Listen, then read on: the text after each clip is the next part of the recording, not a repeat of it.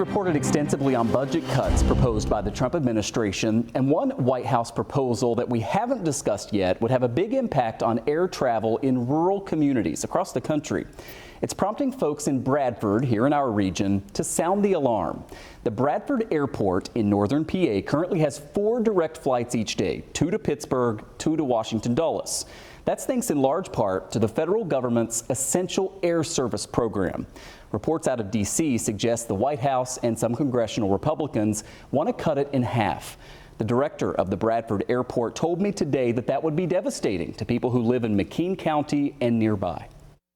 We're concerned that any change to the funding levels of Essential Air Service could possibly, it could eliminate service at the Bradford Regional Airport altogether, or it could drastically change the service that we're able to offer. How essential is it to not just keep service at the airport, but to keep service as it is with at least these 4 daily flights? It is incredibly essential. There are some EAS airports where the program is abused. Maybe they're going to Las Vegas or Orlando.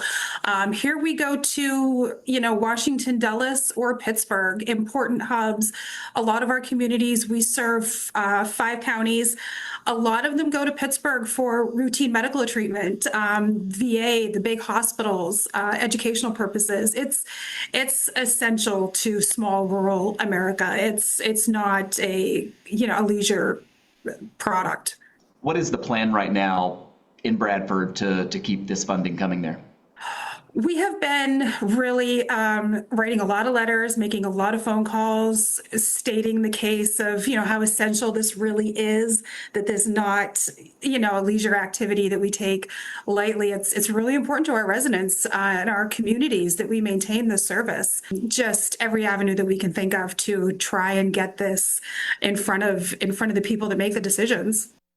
Supporters of the cuts say that EAS is just too expensive and needs to be looked at, but every state in the country has an airport like this.